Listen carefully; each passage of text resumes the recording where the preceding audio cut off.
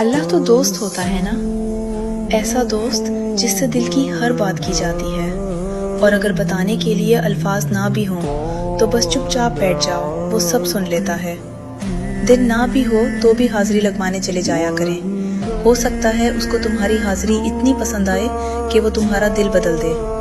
हो सकता है वो नमाजों की पाबंदी देखकर कुन की मोहर लगा दे। उसको तो तुम्हारा आना ही पसंद है, उसको तो चलकर आना ही पसंद है। कैसे कह सकते हो कि वो दुआएं कबूल नहीं करेगा? वही तो होता है